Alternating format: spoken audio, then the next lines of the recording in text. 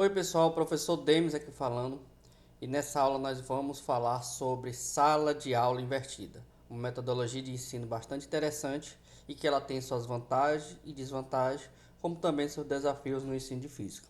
Então, vamos lá. Mas afinal, o que é essa tal de sala de aula invertida?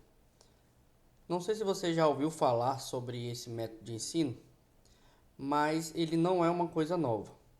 Ele procura inverter como é feito o ensino de maneira geral. Ou seja, ele é uma afronta ao método tradicional de ensino.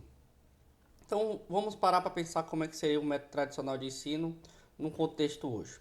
Então, o professor, ele ministra o conteúdo, tem uma grade curricular, onde geralmente o aluno, quando chega na aula, ele não sabe nenhum assunto que ele vai ver na aula. Então o professor chega, pessoal, hoje nós vamos estudar tal assunto, e ele explica o conteúdo.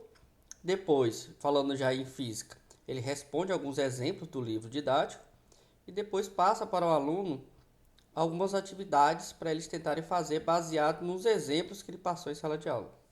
Pois bem, pessoal, a sala de aula invertida, ela tenta mudar essa concepção. O professor, ele não vai passar as informações de primeiro. O aluno ele vai ter que buscar esse conhecimento fora da sala de aula. E é isso um dos principais problemas para se trabalhar esse tipo de abordagem na sala de aula, que nós vamos discutir já já. Então, pessoal, a sala de aula invertida, ela é um método de ensino que através do qual ocorre uma lógica da organização de uma sala de aula. Ou seja, a lógica ela é invertida. Em vez de o professor passar a informação e depois os alunos em casa estudar aquilo que o professor falou em sala de aula, o processo é inverso. Então o aluno vai ter que buscar o conhecimento antes e tirar as dúvidas com o professor. Bom? Então, isso aí é o princípio de sala de aula invertida. Ela pode vir, pessoal, junto com outros tipos de metodologias, como metodologia por projeto, ensino híbrido. Então, você não precisa ter uma sala de aula invertida somente isso. Geralmente ela pode estar vinculada com outras habilidades que o professor pode estar utilizando na sala de aula. Bem, pessoal, vamos falar um pouquinho da história de como surgiu a sala de aula invertida. Ela não é uma coisa nova. Ela já tem um certo tempo aí de atuando. Mas parando para pensar como é que foi a sequência, né?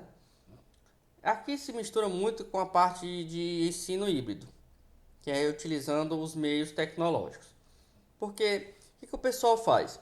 Ele utiliza o ensino híbrido. O que é o ensino híbrido? Que é uma parte em sala de aula, outra parte utilizando tecnologias, geralmente aulas, podcast, PDF, etc. Então, pessoal, olha só. Desde 1900, a internet na educação ela tem sido bastante atuante. Ou seja, existe já muita concepção de que a internet ela veio para ficar. Nós temos alguns pesquisadores como Simon Papers, inclusive ele foi influenciado por Piaget, que ele mostra que o ensino, na época ele falava de computadores, mas hoje nós podemos falar de tecnologias. Ela está hoje muito vinculada como as pessoas aprendem hoje, né? Mas o conceito de sala de aula invertida ela realmente só foi difundida em 2007 com a participação de dois professores norte-americanos que propôs essa metodologia para o ensino de química, tá bom? Então eles mostraram que se o aluno já viesse com os conhecimentos prévios, alguns conhecimentos prévios, estudando antes, pesquisando com diversas formas, a aula ia ser mais proveitosa. Lembrando que não é para o aluno estudar e chegar na sala de aula e o professor explicar, porque isso aí seria mais como ensino híbrido. A sala de aula invertida não é para o professor explicar, ele vai ter que atuar como mediador. Nós vamos discutir também já já. O objetivo de utilizar a sala de aula invertida lá pelos pesquisadores norte-americanos foi a necessidade de otimizar o tempo de aula, porque os alunos faltavam a algumas aulas e ficavam prejudicados, ou seja, aqueles alunos que não puderam participar da aula ficavam prejudicados. Então a sala de aula invertida veio para ajudar também, junto também com o ensino híbrido, né? Essa parte aí dessa deficiência aí de não deixar apenas o professor como único responsável pela transmissão do conhecimento. E também tem um software de conversação de vídeo para gravar aulas que ficariam online. Também teve uma forte influência aí no ensino híbrido e posteriormente na sala de aula invertida. Mas é importante deixar claro, nós vamos ver já já, que não é necessário ter tecnologia para trabalhar a sala de aula invertida. Tá bom? Nós vamos entender melhor como é que funciona essa sala de aula invertida e nós vamos discutir que você pode utilizar meios tradicionais de ensino, como livro didático, textos, para trabalhar a sala de aula invertida. Então, pessoal, ó, o que a gente pode fazer para atuar como sala de aula invertida utilizando, né, na aula de física, né? Então, primeiro, a sala de aula invertida, ela precisa que o aluno estude antes, então o professor tem que planejar bem as suas atividades. Ela é uma aprendizagem colaborativa, ou seja, cooperativo. Não é o professor que precisa passar informação. Você pode dividir isso aí entre o pessoal mesmo da sala de aula. Então, tem que ter um planejamento muito bom. Então, pode fazer quebrar as tarefas em pedaços possíveis a serem feitos. Então, em vez de ser uma atividade muito grande, você pode dizer para o aluno trabalhar só uma ou duas questões que você ache ponto-chave para se entender o conteúdo. Por exemplo, no assunto de eletricidade, eletrostática, então é interessante que o aluno saiba diferenciar cargas positivas e as cargas negativas, o que é um material condutor, o que é um material isolante, qual é a diferença. Então você pode colocar já algumas metas para ele já ir pesquisando e estudando. Potencialize a aprendizagem, ou seja, apresente por que os alunos aquela metodologia interessante, ou seja, para ele não apresentar assim, eu não estou sabendo como é que o professor está ensinando desse jeito, você tem que explicar que você está usando uma metodologia diferente da habitual. Você pode usar a competição, ou seja, criar metas e objetivos claros. Então, por exemplo, você pode dizer que ele tem que aprender a resolver tantas questões, elaborar, fazer um relatório, um resumo de determinado fenômeno, saber explicar um fenômeno físico. Usar avaliações formativas mais somativas, ou seja, trabalhar com vários tipos de avaliação, inclusive também a autoavaliação do aluno, também essa parte é importante.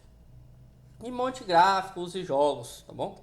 Então, ela não se adequa à maneira tradicional de ensino. Então, se você quer trabalhar com sala de aula invertida, vai ser preciso que você se adeque ao seu modo também de avaliar. Então, não de apenas passar informação, mas de facilitar a aprendizagem dos alunos.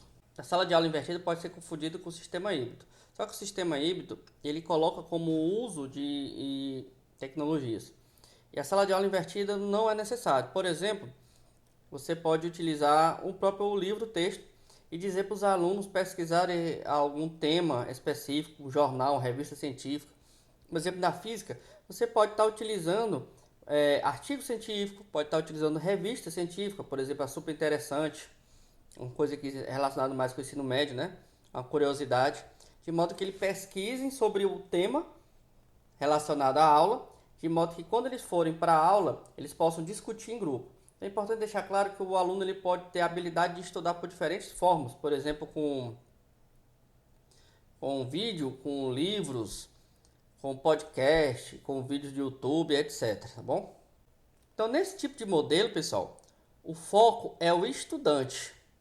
Então, a aprendizagem tem que ser feita a partir dele. Então, ele que tem que buscar. Então, esse aí vai ser um dos principais desafios. Por quê? Porque o aluno ele precisa ter essa maturidade para ir atrás do conhecimento. Então, ele tem que estar motivado. Então, acho que esse é um dos principais pontos que você tem que deixar em destaque. Se você vai utilizar ou não a sala de aula invertida. Porque os alunos têm que se sentir motivados. Então, você tem que buscar a curiosidade do aluno. Quando nós estamos falando, por exemplo, de física, você tem que mostrar para ele que aquele assunto é importante, que é interessante para ele. Então, o conhecimento se estrutura a partir da dinâmica estudante, conteúdo, professor. Então, o conteúdo, a aprendizagem vai começar pelo estudante, vai passar pela sua pesquisa científica, pela busca de conhecimento, e depois o professor vai estar atuando para a aprendizagem. Também pode ser estudante com estudantes, não precisa ser especificamente só estudante com professor. Então, é preciso ter interatividade, automotivação, o aluno tem que estar interessado, isso aí eu acho que é um dos grandes desafios, ter o protagonismo, a autonomia, uma visão independente, pensamento crítico, a colaboração e a cooperação, como também a criatividade. E o professor, onde entra nessa história? O professor ele não vai ensinar nada? O aluno vai aprender sozinho? A resposta é não. Aqui, na verdade, o professor vai ter mais trabalho do que o ensino tradicional, mas as recompensas são bem gratificantes. Nesse caso, o professor ele vai atuar como um facilitador, ou seja, ele vai estar ajudando naquilo que o aluno tiver dificuldade. Então, o professor vai mostrar caminhos onde o aluno pode pesquisar sobre isso. Vou dar um exemplo. Ele está falando sobre atrito. Então, ele pode, por exemplo, trabalhar a parte técnica de borracha, de materiais que tem atrito, explicar, fazer uma relação prática daquilo ali, de modo que faça com que o aluno busque. Você pode mostrar para ele vídeos, textos, podcast, diferentes meios, e ele vai se adaptar e escolher qual é o melhor que ele tem para aprender. Nós sabemos que tem alunos que aprendem por vídeo aula, tem aluno que aprende com livros. Então você vai mostrar diferentes maneiras para o aluno e o aluno vai poder escolher. É claro que se você tiver uma turma muito grande, isso vai ser um desafio. Inclusive, ela é uma das grandes desvantagens. Tem uma turma muito grande, dificilmente você vai conseguir aplicar essa metodologia bem. Mas atire a primeira pedra aquele aluno de física que assistiu, você como aluno de física que assistiu uma aula e entendeu tudo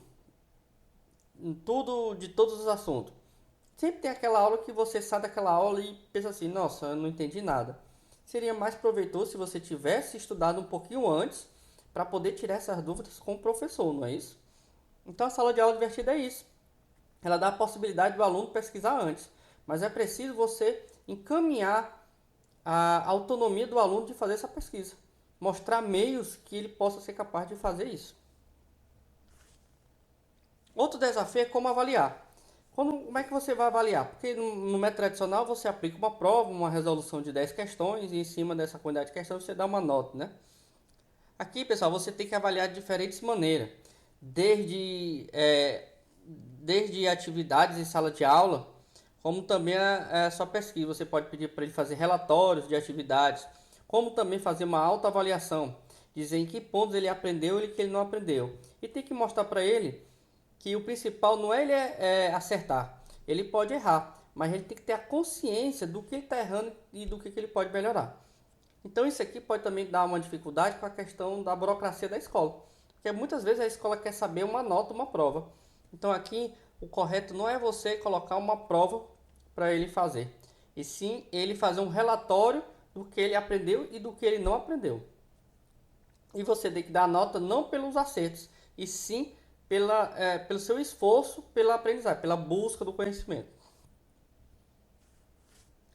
Então, pessoal, isso aqui é uma breve introdução. Eu espero que vocês leiam os artigos. Tem muitos artigos interessantes, também muito relacionados com os fenômenos físicos, porque a física em si, ela trata muito de fenômenos da natureza. E a questão dos fenômenos da natureza, muitas delas não estão resolvidas apenas com lista de exercício. Então o aluno, às vezes, ele não consegue entender bem, calcular, por exemplo, uma componente de uma força no plano inclinado. Mas ele pode utilizar, através dessas metodologias, aprender a explicar e a entender melhor o funcionamento real daquilo ali, da aplicação tecnológica, inclusive. Então, pessoal, vale muito a pena, tem muito artigo interessante, recente sobre isso. E, no mais, até a nossa próxima aula.